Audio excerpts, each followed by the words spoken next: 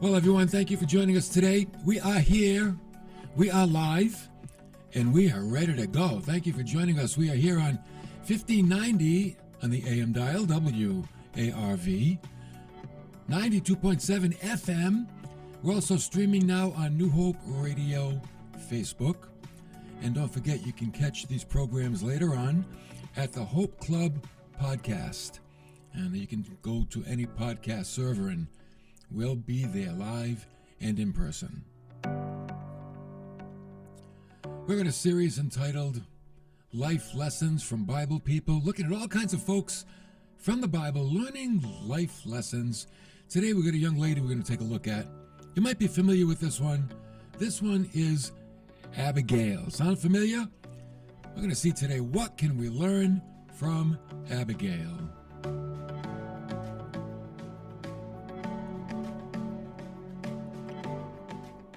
You know, if there's one thing a man needs in a wife, is that she should be sensible and capable. Sensible and capable.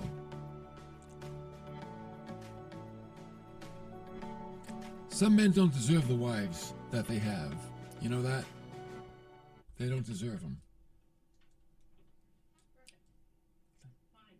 Nothing? You're fine. You're good. Oh, I'm good. Okay, I'm getting a sound check over here, and I don't know what my producer is saying. Okay, so, think about it. Some men, I don't know if this is you, don't have the wife that they deserve. Nabal was one of those men. Nabal in the Hebrew means fool. And I'll tell you what, this guy, he lived up to his name. Oh, yeah. Now, last time we were together, we learned how Hannah had prayed to the Lord for a son, and she said that she would dedicate that son to God if God would answer her prayer. And we did. Samuel was born, and she gave him to the Lord, and he became a great prophet of God. And we pick up Samuel at the end of his life. We're going to fast forward right through his life. 1 Samuel 25:1. Then Samuel died. Boy, that was quick, wasn't it? She prayed she'd have a baby. She had him. Next thing we read, he died. And all Israel gathered together, and they mourned for him. And they buried him at his house in Ramah. And David arose, and he went down there. And I'll tell you what, Samuel was a very popular prophet. People loved Samuel. Isn't it good to know that at the end of your life, that you were loved by many people? That's a good goal. That's a good goal to have. To know that you were loved by many people. So David arose and went down to the wilderness of Paran. Now there was a man in Maon whose business was in Carmel, and the man was very rich. He had 3,000 sheep, 1,000 goats, and it came about while he was shearing his sheep in Carmel. The man's name was Nabal. His wife's name was Abigail.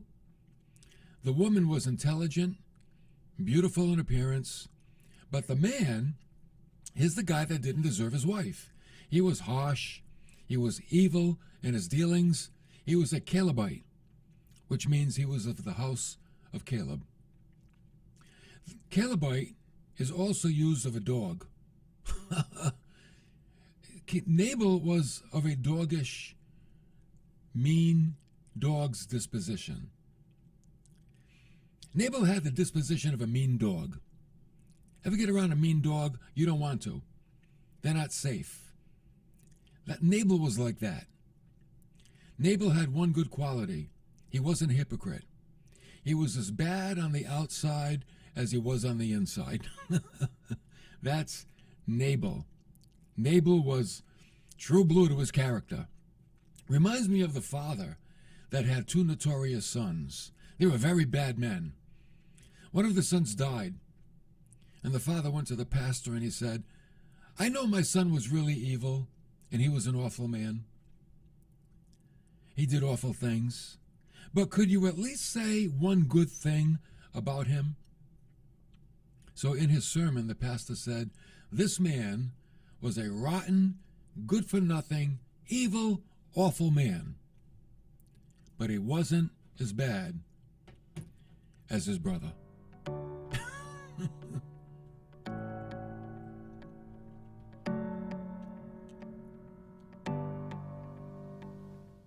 I don't know about you, but I think I'd like to be known for better qualities than that. So let's get back to the story. It was the time for shearing the sheep, and David, who's not yet king, he was in that area with his men, and David sent 10 men to Nabal, and he said, "Tell him that I am David, and we were guarding the sheep, and we were guarding your shepherds, that no harm would come to them while they were in the fields." Now, the shearing of the sheep was a very festive time of the year. And David asked for something from Nabal to feed his men. After all, it was customary to reward those who gave protection. So when David's young men came, they spoke to Nabal, according to all these words in David's name, and then they waited. So they told Nabal, "We're from David. We've been guarding your sheep. We protected the shepherds. We'd like to know if you could help us out with some food." You know what Nabal said? Nabal answered David's servants, and he said, "Who is David? Who's the son of Jesse? There are many servants today who are each breaking away from their master. Shall I then take my bread and my water and my meat that I've slaughtered for my shearers and give it to the men whose origin I don't even know? I don't know you guys. Who are you?" So David's men went back and told David what Nabal said. Uh-oh.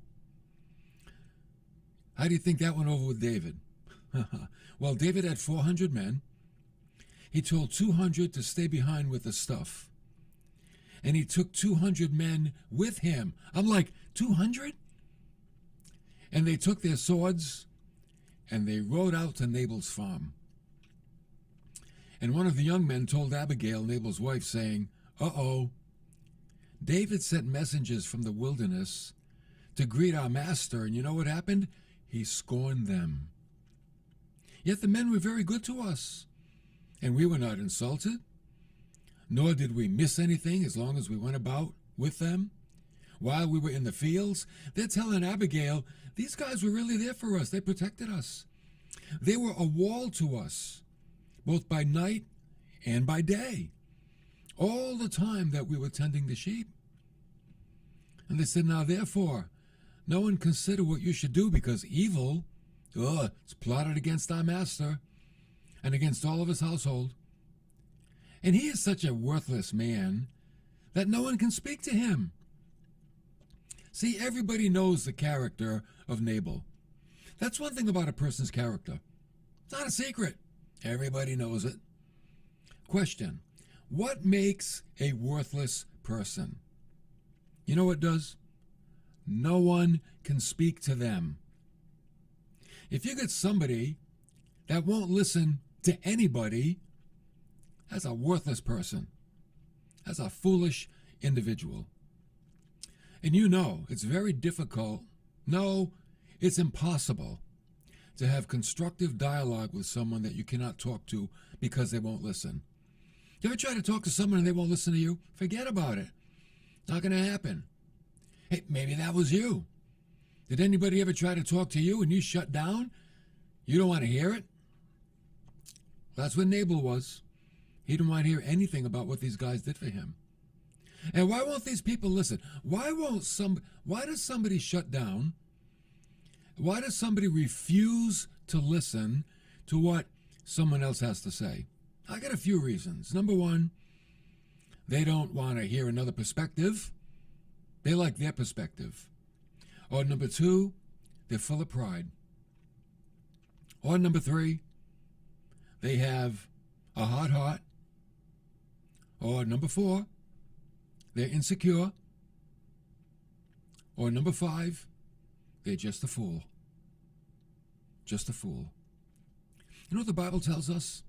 Proverbs 12:15. The way of a fool is right in his own eyes, A fool always thinks he's right every time. That's a fool.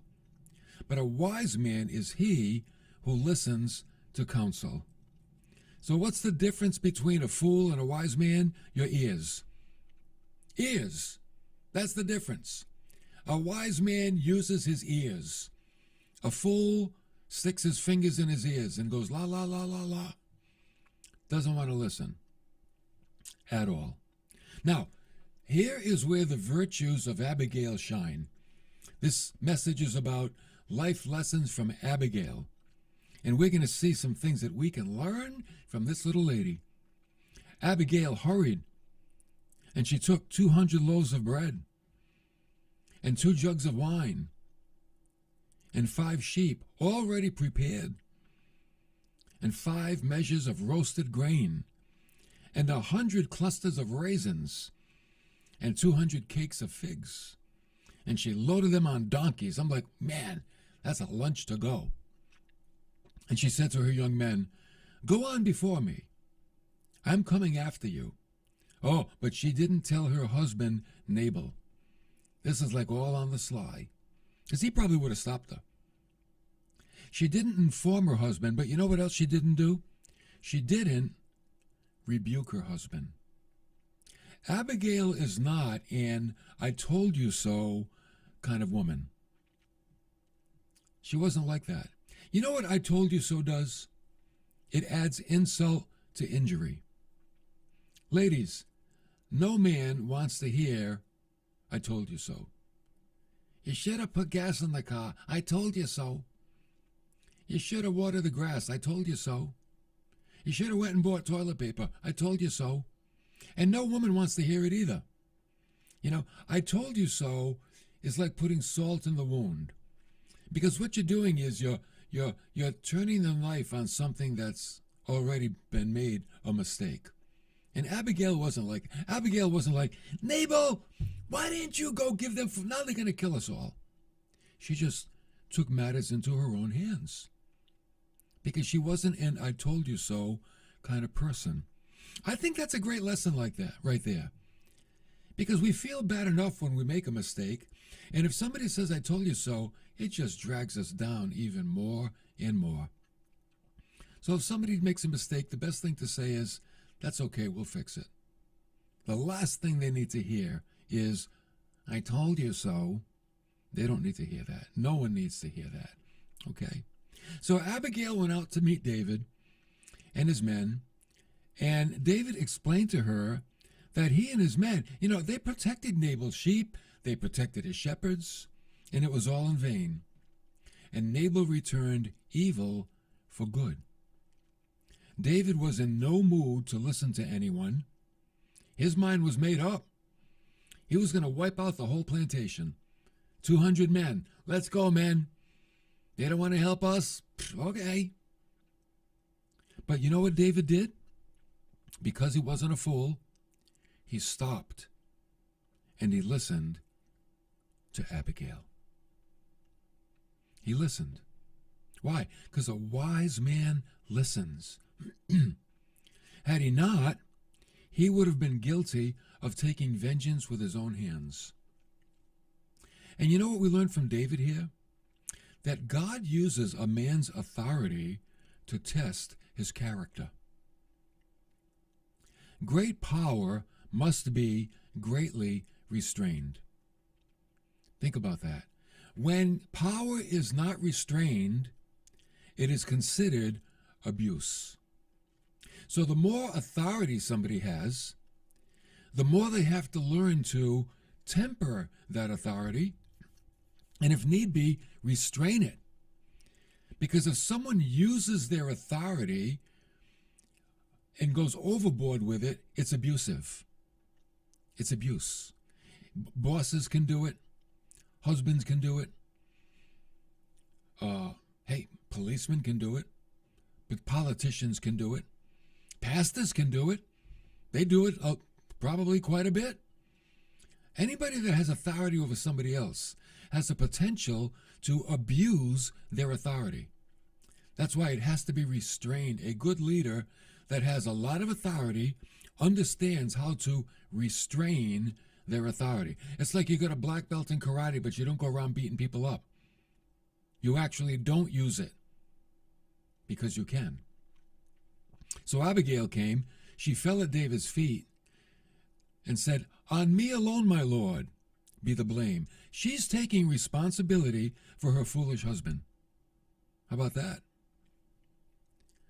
"Please let your maidservant speak to you, and listen to the words of your maidservant." She calls herself his servant. She said, "Please do not let my lord pay attention to this worthless man." In other words, he doesn't know what he's doing. His name is Nabal. As is his name, so is he. Nabal is his name, and folly is with him. She knows her husband. Remember, his name means fool, and he's living up to it. "But I, your maidservant, did not see the young men of my lord whom you sent." See, she's taking the blame for Nabal's insolence. And she reminds David that he is in the service of the Lord. She says to him, "Please forgive the transgression of your maidservant, for the Lord will certainly make my lord, you David, an enduring house. Because my lord, you David, is fighting the battles of the Lord, and evil will not be found in you all your days." So apparently, Abigail heard that David was anointed by Samuel to be the next king of Israel. And she's reminding him that he is in the service of God. You know what she's doing? She's talking sense to David.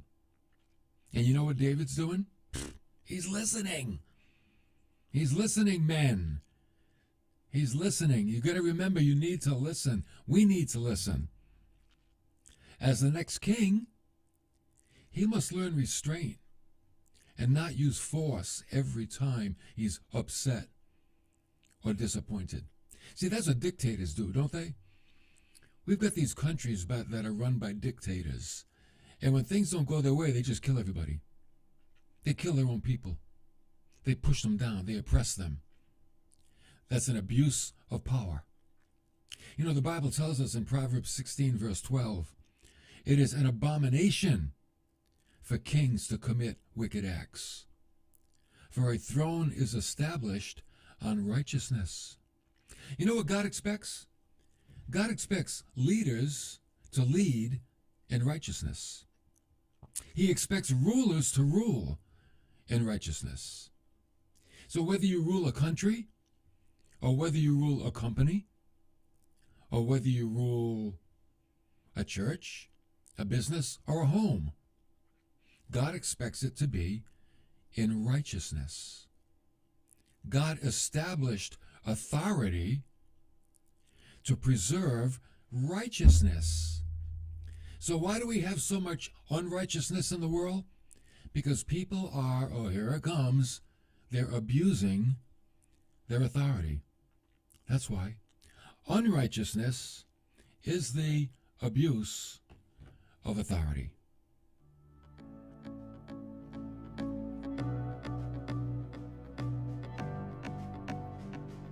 I want us to note the humility of David. Now he's listening to Abigail, right? And he says, "Blessed be the Lord God of Israel, who sent you this day to meet me." You know, David has the humility of a real king in the making, because he thanks God that someone interrupted his plans to do mischief, to make a big mistake. Oh, that would have been a big... He's like thanking Abigail for rescuing him from himself. He thanks God that someone came and talked sense to him. You know, sometimes our minds can be made, they can be so made up, and somebody tries to talk sense and we just kind of shut them out. Thankfully, David wasn't like that. See, everything in David's life was to prepare him to be a king. It was preparing him to be a good king. And I wonder, do you think we should look at the things in our lives as those that prepare us to be better people? You know, there was a time when David was riding out in front of his men. He wasn't the king yet.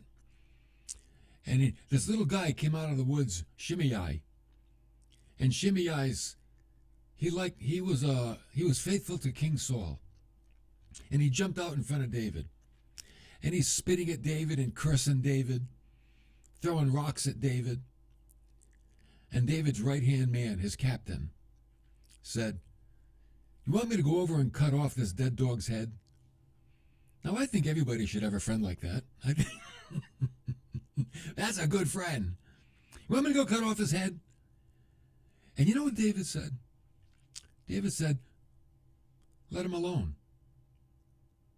Perhaps God told him to do this to work humility in me. I'm like, now that's humility. Here's a guy that learns, that knows how to learn life lessons from life itself. He can learn life lessons from life itself. That's what he did. Maybe God is in this. I don't like it. It's embarrassing. It's humiliating. And I got the power to cut his head off. But you know what? Maybe God is in it. See, David didn't abuse his authority. He let him go. And he let that work humility into him. So, David's listening to Abigail. He thanked her for preventing him from shedding blood, and he told her to go home. Now, she got home, right? And she finds Nabal. He's having a party, a great feast. You know why? Because they're shearing the sheep, and Nabal was drunk. Drunk as a skunk. Why do people say that? I've never seen a drunk skunk. I didn't even think skunks drank. But drunk as a skunk. I don't know where that came from. But that's what Nabal was. Nabal had rejected God's appointed King David, and he set himself up as king over, here it comes, his own world. And you know what it cost him? His life. See, people make the same mistake today. They set themselves up as king of their own lives, and they indulge themselves with no thought of consequences. They never think the day's going to come when they're going to pay for their sins. In the morning, Abigail told Nabal after he woke up with a hangover, she told him what happened and how David was coming to wipe him out and how she stopped him. And you know what happened to Nabal when he heard the news? He had a heart attack. And he died. God took him out. Vengeance is mine, says the Lord. When David heard that Nabal had died, he did two things. Number one, he thanked the Lord for taking vengeance. And number two, he took Abigail as his wife. I guess he figured, hey, your husband's gone, right? It's legal. She's beautiful and very smart. He took her as his wife, took her home. Wow. Anyway, what are the life lessons that we learned from Abigail? Here are her strengths. Sensible, capable to manage a large estate, persuasive communicator, that's for sure, able to see beyond herself where she took the blame for her husband's foolishness. Lessons we can learn from her life. Tough situations can bring out the best in a person. You do not need a prestigious title to play a significant role. She played a very significant role, but she was just the wife of a fool. I mean, she wasn't a popular mover and shaker, but she had a great influence. So what about life lessons for us? Here's what we can do. Look beyond the present to see the big picture. Don't look at the immediate things in your life, but look at the big picture where maybe God is working and developing qualities in you. Use your skills and abilities to promote peace. Be a peacemaker. Blessed are the peacemakers, right? Abigail was a peacemaker. Be loyal. Be loyal in your marriage like she was. And be loyal in your friendships. There's not a lot of loyalty today. There should be great loyalty among the people of God. And here's an action point, something that we can do with the message. Name a situation in your life where you need to be an Abigail. Think of something that's going on in your life, and where can you apply Abigail qualities to that situation? That's a good character builder, isn't it? That'll really build your character, and that's what God wants to do inside all of us. So that's it. Thanks for coming along today. I'll be with you all week here on New Hope Radio and the New Hope Radio podcast. So thank you for joining me, and help us out if you can. Join the Hope Club. Join the Hope Club. Go to newhopecc.tv. Click support, click radio. Follow the prompts and become a member, and you'll get an email every Monday, Wednesday, and Friday, a devotional, and a Tuesday challenge. So thank you for coming along today. Stay safe. Stay healthy. Look out for the other guy. Am I my brother's keeper? Yes, I am. We are to look out for each other. Don't be greedy. Don't be a hoarder. Look out for one another. Okay? That's a good lesson for today, like Abigail did. She looked out that David didn't make a big mistake, and she did what she could to spare her foolish husband's life, even though in the end, God took it anyway. So thank you for coming along today, and I'll see you next time for more of New Hope Radio.